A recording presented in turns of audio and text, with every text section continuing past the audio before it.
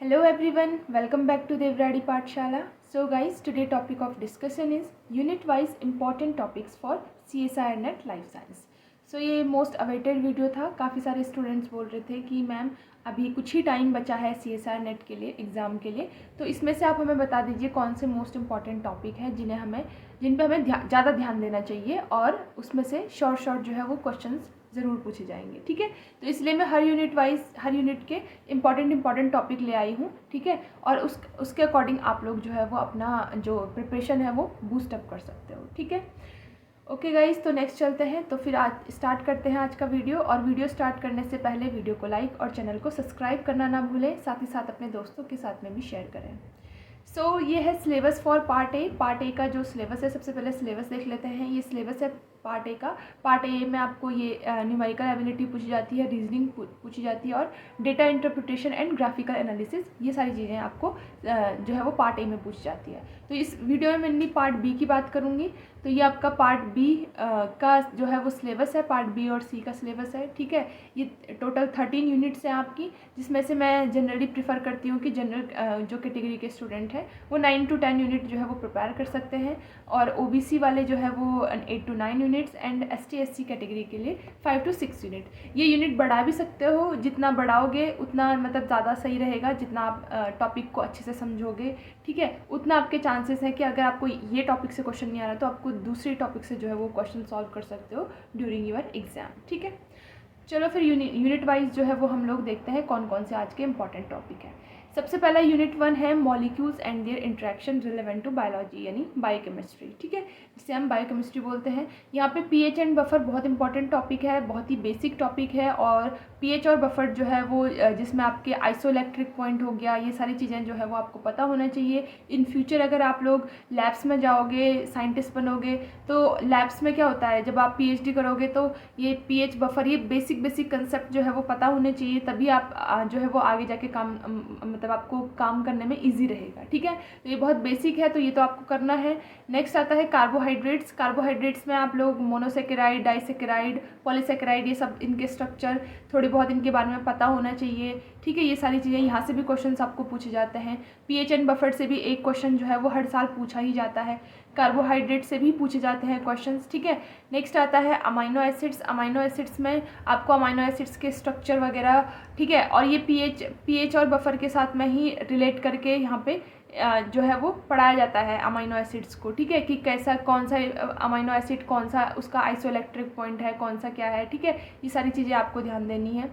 Next आता है protein. Protein में आपको क्या क्या पढ़ना है, रामचंद्रन प्लॉट आपको पढ़ना है, जो कि सेकेंडरी स्ट्रक्चर को प्रिडिक्ट करते हैं। ठीक है, और प्रोटीन फोल्डिंग आपको पढ़नी है, प्रोटीन सीक्वेंसिंग आपको पढ़नी है, टर्शरी स्ट्रक्चर आपको पढ़ना है प्रोटीन का, टर्शरी स्ट्रक्चर्स कैसे होते हैं, क्वाटनरी स्ट्रक्चर। ठीक है, ये सारी चीज़ें आपको देखनी है इन प्रोटीन्स। ठीक है, नेक्स्ट आता है एंजाइम्स। एंजाइम्स जो है बहुत ही ज़्यादा इंपॉर्टेंट टॉपिक है, और ये CSIR का फेवरेट टॉपिक है। यहाँ से CSIR कभी भी जो है क्वेश्चन नहीं छोड़ता है, इस टॉपिक से वो ज़रूर क्वेश्चन पूछता है हर साल, आप चाहे तो देख सकते हो। तो इसमें एंजाइम्स में मेनली काइनेटिक्स इंपॉर्टेंट है, काइनेटिक्स हो गया, और एंजाइम इनिबिशन हो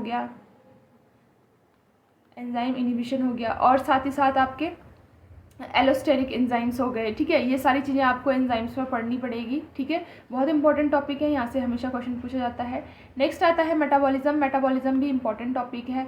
यहाँ से आपको जैसे ग्लाइकोलाइसिस हो गया, ये तो हम बचपन से पढ़ते आ रहे हैं। ठीक है, ग्लाइकोलाइसिस हो गया, TCA हो गया, ठीक है, इलेक्ट्रॉन ट्रांसपोर्ट चेन हो गया। ठीक है, जितनी भी साइकिल्स हैं, जो भी ये पाथवेज हैं, इनको डिटेल में पढ़ना है। साथ ही साथ इनके इनिबिटर्स भी आपको याद करना है कि कौन से पॉइंट पे, कौन से स्टेप पे कौन सा इनिबिटर काम करता है, ये भी आपको पता होने चाहिए। क्योंकि मेनली जो क्वेश्चन है वो ऐसे ही पूछ जाते हैं कि कौन सा इनिबिटर यहाँ पे काम करता है, या इस स्टेप को जब ये स्टेप ये वाले स्टेप में कन्वर्ट होता है तो कौन सा एंजाइम यहाँ पे काम करता है। तो ये सारी चीज़ें आपको डिटेल में पता होनी चाहिए। ठीक है, नेक्स्ट आता है न्यूक्लिक एसिड। भी इंपॉर्टेंट है। न्यूक्लिक एसिड में जैसे आपको DNA के बारे में, टाइप्स ऑफ DNA के बारे में पूछ लिया जाता है, ADNA, BDNA, ZDNA, basic difference. ठीक है, और न्यूक्लिक एसिड्स के स्ट्रक्चर्स कैसे बनते हैं, न्यूक्लियोटाइड्स, ये सारी चीज़ें आपको पता होनी चाहिए। तो ये सारे जो है वो इम्पॉर्टेंट टॉपिक है, यहाँ से मतलब क्वेश्चन आपको फ्रिक्वेंटली देखे जाते हैं इन बायोकेमिस्ट्री। ठीक है, नेक्स्ट चलते हैं यूनिट नंबर 2 की तरफ। नेक्स्ट है यूनिट नंबर 2 सेलुलर ऑर्गेनाइजेशन, जिसको कि मैं डिटेल में पढ़ाती हूँ आपको, ठीक है। और ये यूट्यूब में भी आपको लेक्चर्स मिल जाते हैं इसके। जैसे सबसे इम्पॉर्टेंट है मेम्ब्रेन स्ट्रक्चर एंड फंक्शन, ये तो पता ही होना चाहिए इसको एकदम। अगर आप सेल बायोलॉजी को टारगेट कर रहे हो तो आपको मेम्ब्रेन की स्टडी ज़रूर करनी है। एक तो ये इससे क्वेश्चन तो पूछे ही जाते हैं CSIR नेट में, साथ ही आपका बेसिक बिल्डिंग जो है वो बनाता है, ठीक है, कि कैसे मेम्ब्रेन काम करती है, कैसा उसका स्ट्रक्चर होता है, ठीक है। लास्ट टू लास्ट टाइम भी शायद बहुत ही सिंपल सा क्वेश्चन पूछा गया था, इससे 2 मार्क्स था, कि मेम्ब्रेन की थिकनेस क्या होती है, जो प्लाज्मा मेम्ब्रेन होती है उसकी थिकनेस क्या होती है, इस पे जो है वो क्वेश्चन पूछा गया था, ठीक है। नेक्स्ट आता है आपका regulation of cell cycle and cell division, most important topic है, हर बार ही इससे क्वेश्चन पूछे जाते हैं और 2 से 3 क्वेश्चन जो है वो आपको हर बार देखने को मिलते हैं, ठीक है। ये टॉपिक मैंने डिटेल में आपको यूट्यूब पे पढ़ाया हुआ है, ठीक है। बहुत इंपॉर्टेंट है cell cycle and cell division का रेगुलेशन, ठीक है। नेक्स्ट है मेम्ब्रेन ट्रांसपोर्ट। मेम्ब्रेन ट्रांसपोर्ट भी बहुत इंपॉर्टेंट है, कैसे कौन कौन से ट्रांसपोर्ट जो है वो करता है मेम्ब्रेन, ये सारी चीज़ें आपको इसमें ध्यान देनी है, ये भी इंपॉर्टेंट है, ठीक है। ये जितने भी टॉपिक है सारे इंपॉर्टेंट ही हैं, ठीक है। नेक्स्ट है प्रोटीन सॉर्टिंग, बहुत इंपॉर्टेंट है, यहाँ से भी क्वेश्चन पूछे जाते हैं आपसे। एंडोसाइटोसिस आजकल इंपॉर्टेंट होने लग गया है, क्योंकि कुछ टाइम से देख रही हूँ कि एंडोसाइटोसिस से काफ़ी क्वेश्चन पूछे जा रहे हैं, तो आपको एंडोसाइटोसिस को भी टारगेट करना है, ठीक है। तो ये तो थे सेलुलर ऑर्गेनाइजेशन के टॉपिक। अगर आप चाहो तो अगर आप ऐसा सोच रहे हो कि इसमें से भी अगर किसी एक को पढ़ना है तो regulation of cell cycle and cell division ज़रूर पढ़ लेना, ये बहुत ज़्यादा इंपॉर्टेंट है। और इसी जो रेगुलेशन ऑफ सेल साइकिल और सेल डिवीजन है, इसी को कैंसर बायोलॉजी से रिलेट करके पूछा जाता है आपसे, या एपोप्टोसिस से रिलेट करके पूछा जाता है, तो ये टॉपिक अपने आप में ही बहुत ज़्यादा इंपॉर्टेंट हो जाता है, ठीक है। नेक्स्ट चलते हैं यूनिट नंबर 3 की तरफ। Fundamental processes. फंडामेंटल प्रोसेसेस में क्या इंपॉर्टेंट है, सबसे ज़्यादा इंपॉर्टेंट है डीएनए एप्लीकेशन। डीएनए एप्लीकेशन को तो बहुत अच्छे से पढ़ लो, prokaryotes as well as eukaryote का एप्लीकेशन दोनों पूछे जाते हैं, ठीक है। और अगर प्रोकैरियोट्स का माइट भी अगर आपको कम क्वेश्चन देखने को मिले, लेकिन यूकैरियोट्स का तो ज़रूर ही पढ़ना है डीएनए एप्लीकेशन, ठीक है। नेक्स्ट आता है डीएनए डैमेज एंड रिपेयर, इसको भी पढ़ना है, ज़्यादा बड़ा टॉपिक नहीं है डीएनए डैमेज एंड रिपेयर, छोटा टॉपिक है और आपको इसे अच्छे से पढ़ना है। कौन कौन से बेस एक्सीजन रिपेयर होता है, ठीक है, डायरेक्ट एक्सीजन रिपेयर होता है, न्यूक्लियोटाइड एक्सीजन रिपेयर होता है, ठीक है, ये सारी चीज़ें आपको देखनी है, ठीक है। नेक्स्ट है ट्रांसक्रिप्शन। ट्रांसक्रिप्शन में अगर आप चाहो तो प्रोकैरियोट्स का छोड़ सकते हो, क्योंकि प्रोकैरियोट्स का थोड़े कम ही क्वेश्चन पूछे जाते हैं प्रोकैरियोट्स के, लेकिन यूकैरियोट्स का ज़रूर जो है ट्रांसक्रिप्शन अच्छे से पढ़ लेना, क्योंकि यहाँ से भी हर बार क्वेश्चंस आपको देखने को मिलते हैं। ट्रांसलेशन भी बहुत इंपॉर्टेंट है, यहाँ से भी हर बार आपको क्वेश्चन देखने को मिलते हैं ट्रांसलेशन में, ठीक है। नेक्स्ट आता है रेगुलेशन। रेगुलेशन प्रोकैरियोट्स का बहुत इंपॉर्टेंट है। प्रोकैरियोट्स का रेगुलेशन तो आपको बहुत पूछा जाता है, लैक ऑपेरॉन, ठीक है, ये सारी चीज़ें, ऑपेरॉन मॉडल, ये सारी चीज़ें आपको पूछी जाती है, तो इसको आपको अच्छे से पढ़ना है रेगुलेशन। और यूकैरियोट्स में भी जो है वो रेगुलेशन पूछा जाता है, तो आपको दोनों का जो है वो ध्यान रखना है। नेक्स्ट है आरएनए इंटरफेरेंस, ठीक है। आरएनए इंटरफेरेंस में mRNA हो गया, ठीक है, siRNA हो गया, ये सब इम्पॉर्टेंट है, यहाँ से आपको बार बार क्वेश्चन पूछे जाते हैं, तो ये भी आपको टॉपिक अपना प्रिपेयर करके रखना है, ठीक है, बहुत इंपॉर्टेंट टॉपिक है। नेक्स्ट चलते हैं यूनिट नंबर 4 की तरफ। यूनिट नंबर 4 है cell communication and cell signalling. Cell communication and cell signalling में मैं इम्यूनोलॉजी वाला पोर्शन हटा दे रही हूँ, उसके अलावा जो है आपके जैसे सिग्नलिंग में आपके GPCR सिग्नलिंग बहुत इंपॉर्टेंट है, RTK सिग्नलिंग बहुत इंपॉर्टेंट है, सेल कम्युनिकेशन बहुत इंपॉर्टेंट है। कम्युनिकेशन कैसे करता है सेल, एक दूसरे से कम्युनिकेशन करने के लिए उसके पास क्या होते हैं, जंक्शंस प्रेजेंट होते हैं, ठीक है, गैप जंक्शन हम बोलते हैं, और इंटीग्रिन्स प्रेजेंट होते हैं, ठीक है, ये सारी चीज़ें आपको अच्छे से पढ़ना है, सेल कम्युनिकेशन में बहुत इंपॉर्टेंट है। यहाँ से एक क्वेश्चन जो है वो ज़रूर पूछा जा रहा है आजकल, अगर हम रिसेंट एग्जाम्स को देखें तो यहाँ से एक 4 मार्क्स का क्वेश्चन आपको ज़रूर पूछा जा रहा है। नेक्स्ट है कैंसर, तो अपने आप में ही इंपॉर्टेंट है, सभी स्टूडेंट इसे टारगेट करते हैं, नो डाउट। एपोप्टोसिस भी इंपॉर्टेंट है, इसे भी नहीं भूलना है, जितना इंपॉर्टेंट कैंसर है उतना ही एपोप्टोसिस भी है, और उतना ही सेल साइकिल एंड रेगुलेशन है, क्योंकि इन तीनों को आपको आजकल क्या किया जाता है, रिलेट करके पूछ लिया जाता है, ठीक है, थोड़ा बहुत इसका इसमें मिक्स कर दिया, इसका इसमें मिक्स कर दिया, और फिर आपसे क्वेश्चन पूछा जा रहा है। तो अगर आप इन तीनों को, ये 2 तो हो गए, और साथ में regulation of cell cycle and cell division को अगर तीनों को अच्छे से बनाओगे, तीनों पढ़ोगे, तो आपको अच्छे से जो है वो टॉपिक्स जो है वो क्लियर हो जाएंगे, ठीक है। कैंसर बायोलॉजी में मैंने आपको पढ़ाया हुआ है यूट्यूब पे, और एपोप्टोसिस में मैंने आपको रिसेंटली पढ़ाया हुआ है, ठीक है, यूट्यूब पे, और डिटेल में पढ़ाया हुआ है, ठीक है। चलो नेक्स्ट चलते हैं। नेक्स्ट है unit number 5 development biology. Development biology बहुत ही इंपॉर्टेंट यूनिट होती है क्योंकि इसमें से आपको डायरेक्ट क्वेश्चन पूछ जाते हैं। कुछ भी जो है वो मैनिपुलेटिव क्वेश्चंस जो है आपको नहीं पूछे जाते हैं। अगर जब भी क्वेश्चन आते हैं तो एकदम डायरेक्ट होते हैं। इसमें सबसे ज़्यादा टॉप पे मैंने रखा हुआ है टेट्रापोड लिम्ब डेवलपमेंट, जो कि बहुत ज़्यादा इंपॉर्टेंट है। आजकल अगर आप देखोगे तो रीसेंट एग्जाम्स में फ्रिक्वेंटली आपको पूछ जाते हैं। 2022, 2023, 24 आप देखोगे तो टेट्रापोड लिम्ब डेवलपमेंट से 2 से 3 क्वेश्चन आपको पार्ट सी में मिलेंगे। ठीक है, 2 से 3 क्वेश्चन पार्ट सी में, मतलब आपको 8 से 12 नंबर का जो है वो इसी से जो है वो मिल रहा है। पार्ट बी में तो मिलेगा ही मिलेगा, पार्ट सी में भी मिलेगा, तो इसको नहीं छोड़ना है अगर आप डेवलपमेंट बायोलॉजी को टारगेट कर रहे हो। ठीक है, और अगर जब भी कोई भी यूनिट आप टारगेट करते हो तो सबसे पहले उसकी बेसिक्स चीज़ें पढ़ लो। ठीक है, ऐसा नहीं कि मतलब सीधा हमने टॉपिक उठा लेना है। थोड़ा बहुत बेसिक चीज़ें आपको पता होनी चाहिए। कुछ टर्मिनोलॉजीज़ होती हैं, जैसे बेसिक जो डेवलपमेंट की टर्मिनोलॉजी हो गई, सेल पोटेंसी हो गई, स्पेसिफिकेशन हो गया। ठीक है, और भी जो भी टर्मिनोलॉजी होती है इन सबको आपके माइंड में क्लियर होना चाहिए। ठीक है, नेक्स्ट है सेल स्पेसिफिकेशन है, ये भी इंपॉर्टेंट है। आजकल जो है नहीं देखने को मिल रहे हैं क्वेश्चन, अदरवाइज इनसे बहुत फ्रीक्वेंट क्वेश्चन पूछे जाते थे। अभी जो है रिसेंट एग्जाम में मुझे इतने नहीं देखने को मिल रहे हैं। नेक्स्ट ड्रोसोफिला डेवलपमेंट काफ़ी बड़ा टॉपिक है as compare to tetrapod limb development, लेकिन इससे आजकल रिसेंट एग्जाम्स में देखा जा रहा है तो एक आध ही क्वेश्चन पूछे जा रहे हैं, लेकिन स्टिल इम्पॉर्टेंट है। अगर आप टारगेट करते हो तो आपको मिल सकते हैं इससे क्वेश्चन। ठीक है, तो इसे भी आपको टारगेट करना चाहिए। नेक्स्ट है आपका फर्टिलाइजेशन इन सी अर्चिन, इम्पॉर्टेंट है। ठीक है, नेक्स्ट है एम्फीबियन डेवलपमेंट, भी थोड़ा वास्ट टॉपिक है और यहाँ से भी जो है ऐसा नहीं होता कि किसी भी साल यहाँ से क्वेश्चन ड्रॉप आउट हो जाए। हर बार इससे जो है यहाँ से क्वेश्चन पूछा जाता है, तो इसे भी आपको क्या करना है, टारगेट करना है। नेक्स्ट है आपका ABC model of flower development, ये भी बहुत इंपॉर्टेंट है। ठीक है, डेवलपमेंट बायोलॉजी में हम लोग एनिमल डेवलपमेंट पढ़ते हैं और प्लांट डेवलपमेंट पढ़ते हैं।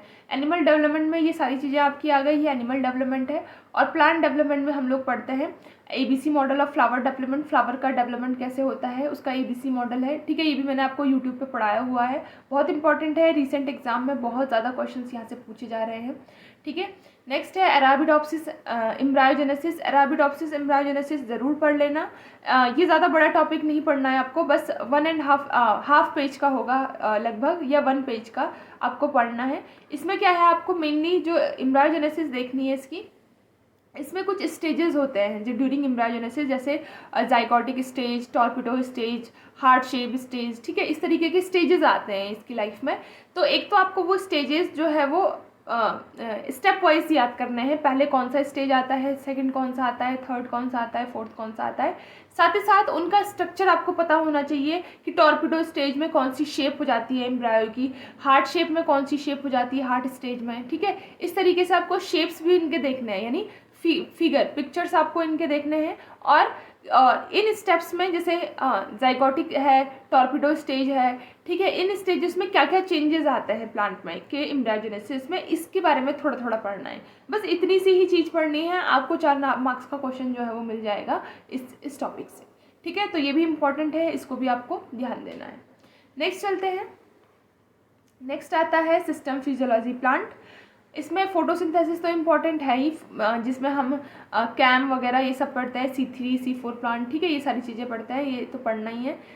साथ में सेंसरी फोटोबायोलॉजी, ये भी इम्पॉर्टेंट है। इसमें आपको क्रिप्टोक्रोम ये सारी चीज़ें, फाइटोक्रोम ये सारी चीज़ें पढ़नी है, क्योंकि ये बहुत इंपॉर्टेंट है। यहाँ से आपको हर बार क्वेश्चन जो है वो देखने को मिलते हैं। नेक्स्ट प्लांट हार्मोन्स भी बहुत इंपॉर्टेंट है, यहाँ से भी क्वेश्चन पूछे ही जाते हैं, लगभग हर साल में ही पूछे जाते हैं, नो डाउट।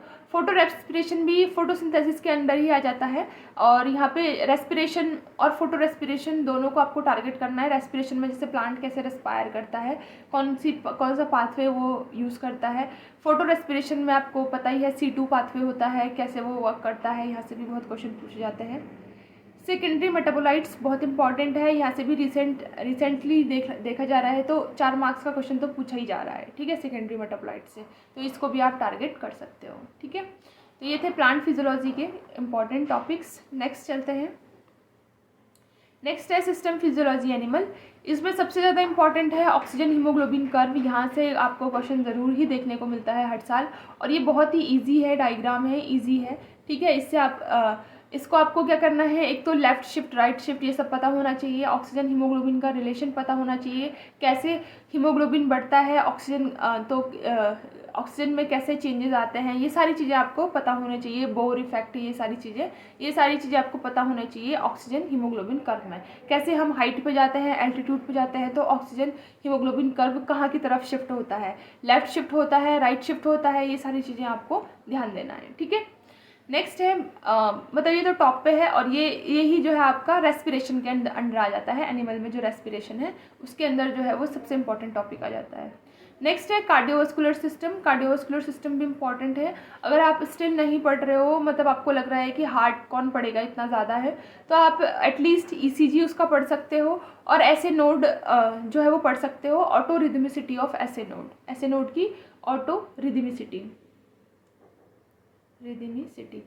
ये बहुत इंपॉर्टेंट है, क्योंकि यहाँ से आपको क्वेश्चन पूछा जाता है, यहाँ पर एक ग्राफ बनता है ऐसे नोड कैसे काम करता है, क्योंकि हमारा हार्ट क्या है, अब हमारा हार्ट है मायोजेनिक। ठीक है, यानी वो खुद से जो है वो बीट करना स्टार्ट करता है, हमारा ब्रेन उसे इंस्ट्रक्शन नहीं देता है, यानी ब्रेन हमारा हार्ट बीट नहीं करा रहा, हमारा हार्ट बीट क्या होता है, खुद से होता है। मायोजेनिक हार्ट है ना हमारा, not neurogenic, it's a myogenic heart. तो अब क्या होता है कि ऐसे नोड की मदद से हमारा हार्ट जो है बार बार मतलब कंटिन्यूस हर 0.8 सेकंड में बीट करता है, हर 0.8 सेकंड में बीट करता है। ठीक है, हर 0.8 सेकंड के इंटरवल के बाद। अब जो ये ऐसे नोड है, इसकी जो ऑटो रिदमिसिटी है, यानी खुद से ये रिदम कैसे पकड़ रहा है, कैसे क्या क्या चेंजेस आता है, वोल्टेजेस में क्या चेंजेस आता है, कौन से चैनल ओपन होते हैं, कौन से क्लोज होते हैं, ये सब आपको पता होना चाहिए। इससे बहुत मतलब क्वेश्चन जो है आपको पूछा जाता है। एक्चुअली इससे ग्राफ ही आपको पूछ लिया जाएगा, कि ऐसे ग्राफ दे दिया जाएगा, आपको बोला जाएगा कि ये किसका ग्राफ है, ऐसा ग्राफ किसका होता है। ठीक है, इस तरीके से, यानी ये कभी भी रेस्टिंग फेज में नहीं आता है, ऐसे नोड हमेशा जो है वो इस तरीके से इसका ग्राफ आपको देखने को मिलता है। ये मैंने आपको यूट्यूब पे पढ़ाया हुआ है, यूट्यूब वीडियो पे, आप चाहे तो मेरे वीडियो के जाके प्लेलिस्ट में चेक कर लेना। एनिमल फिजियोलॉजी के उसमें मैंने आपको पढ़ाया हुआ है कार्डियोवास्कुलर सिस्टम, जहाँ पे मैंने ऐसे नोड अच्छे से पढ़ा रखा है, वहाँ से आप लोग पढ़ सकते हो अगर आपको कहीं और से दिक्कत हो रही है तो। ठीक है, तो ये आपको ज़रूर पढ़ना है। नेक्स्ट है एक्सक्रीटरी सिस्टम, बहुत इंपॉर्टेंट है, किडनी, नेफ्रॉन। ठीक है, किडनी, इसको तो आपको पढ़ना ही है। इसमें जो जो सेल्स होते हैं, इंटरकलेटेड सेल्स, प्रिंसिपल सेल्स, इनमें कौन से चैनल होते हैं, कौन से एक्वापोरिन्स होते हैं, एक्वापोरिन 2 होता है, 1 होता है, ऐसे छोटे छोटे क्वेश्चंस आपको पूछे जाते हैं। पेंड्रिन चैनल कहाँ प्रेजेंट होते हैं। ठीक है, ऐसे 2 मार्क्स में आपको क्वेश्चन पूछे जाते हैं, है ना, 4 मार्क्स में भी पूछे जाते हैं एक्सक्रीटरी सिस्टम में, तो ये भी इंपॉर्टेंट है, इसको भी आपको ज़रूर करना है। ठीक है, नेक्स्ट है एंड्रोक्राइनोलॉजी, जिसमें आपको हार्मोन्स के बारे में है कि पिट्यूटरी ग्लैंड कौन से हार्मोन सिक्रीट करती है, ये सारी चीज़ें आपको डिटेल में पता होनी चाहिए। बाकी सारी ग्लैंड्स कौन कौन से हार्मोन सिक्रीट करती है, ठीक है, इनके बारे में भी आपको पता होना चाहिए। तो ये है important topic from animal physiology, animal physiology से। और वैसे और भी इंपॉर्टेंट टॉपिक है, बट आपको लगेगा कहीं ज़्यादा ही इंपॉर्टेंट हो गया, तो सब वैसे तो सभी इंपॉर्टेंट है, बट इन टॉपिक्स पे आपको क्या करना है, ज़्यादा फोकस करना है। ठीक है, क्योंकि ये बहुत ज़्यादा पूछे जाते हैं ऐसे टॉपिक। नेक्स्ट चलते हैं। नेक्स्ट है इनहेरिटेंस बायोलॉजी। इनहेरिटेंस बायोलॉजी में सबसे इंपॉर्टेंट है पेडिग्री एनालिसिस, हर बारी क्वेश्चन पूछा जाता है। जीन मैपिंग से क्वेश्चन होता है, एक्स्ट्रा क्रोमोसोमल इनहेरिटेंस से क्वेश्चन होता है, microbial genetics, mutation and recombination, ये सारे टॉपिक इंपॉर्टेंट है, इनको आपको ध्यान देना है। ठीक है, और इनको मतलब आपको पढ़ना ही पढ़ना है। ठीक है, अगर आप इनहेरिटेंस बायोलॉजी को टारगेट कर रहे हो तो। नेक्स्ट चलते हैं।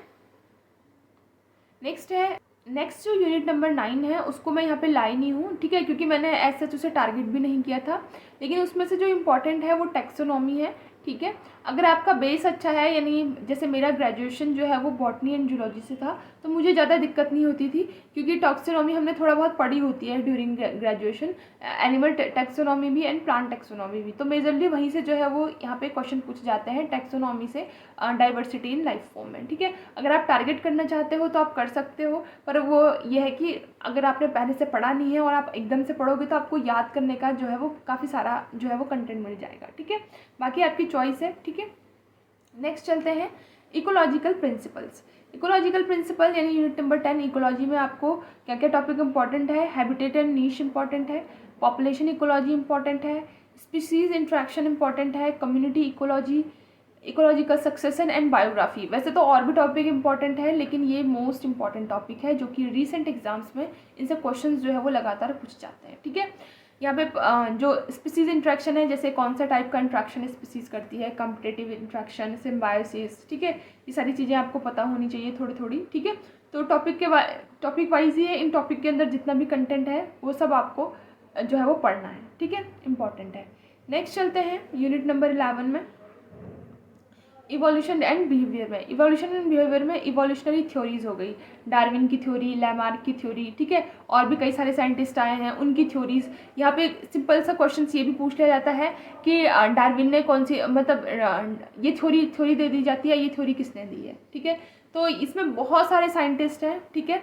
तो अगर आप इसका हिस्ट्री देखोगे तो आपको बहुत सारे साइंटिस्ट के नेम्स मिलेंगे और उसी से आपको मैच द फॉलोइंग करके क्वेश्चन पूछ लिए जाते हैं। जैसे आप रिसेंट एग्जाम में देख सकते हो, मैच द फॉलोइंग करके आपको पूछ लिया जाता है कि ये थ्योरी किसने दी थी, ये वाली थ्योरी किसने दी थी। तो ये सब आपको पता होनी चाहिए, ठीक है।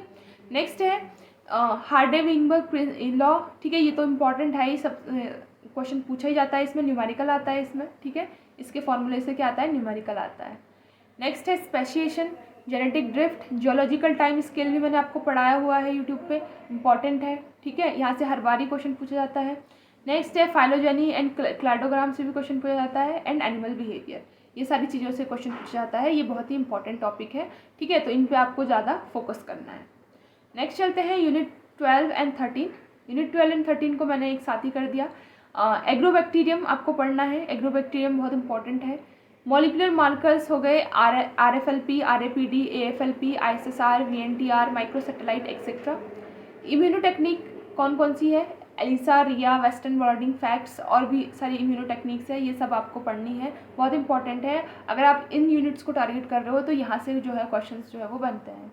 नेक्स्ट है स्टैटिस्टिकल मेथड्स भी बहुत इंपॉर्टेंट है। ये स्टैटिस्टिकल मेथड्स आपके जेनेटिक्स के लिए भी इंपॉर्टेंट है, वहाँ पे भी आपको कई बार न्यूमेरिकल बेस्ड क्वेश्चन पूछे जाते हैं, स्टैट्स आपको लगानी पड़ती है कि ठीक है कि ये कितना है अगर हम प्रोबेबिलिटी का क्वेश्चन है, ठीक है, प्रोबेबिलिटी वहाँ पे आपको पढ़ते हैं, ठीक है, ये सारी चीज़ें आपको स्टैटिस्टिकल मेथड्स में पढ़नी होती है। और इन फ्यूचर भी अगर आप रिसर्च फील्ड में जाओगे तो आपको स्टैटिस्टिकल मेथड्स जो है वो आने ज़रूरी है, और ये इंपॉर्टेंट पार्ट बन जाता है साइंस वालों के लिए भी, हमारे लिए भी, है ना, क्योंकि इन फ्यूचर हम जब अपने डेटा को इंटरप्रेट करेंगे, अपना डेटा लगाएंगे, तो उस पर हमें स्टैटिस्टिकल मेथड स्टैटिक्स लगानी ही पड़ेगी, तभी वो वैलिड माना जाता है वो डेटा, अदरवाइज नहीं माना जाता है। तो इसलिए स्टैटिस्टिकल मेथड भी बहुत इंपॉर्टेंट है।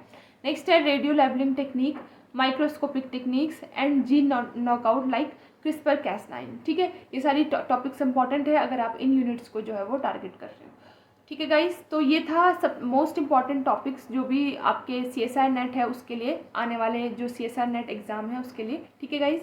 तो आई होप कि आप लोगों को ये वीडियो हेल्पफुल लगा होगा, ठीक है गाइस। तो मिलते हैं नेक्स्ट वीडियो में, तब तक के लिए टेक केयर, बाय बाय।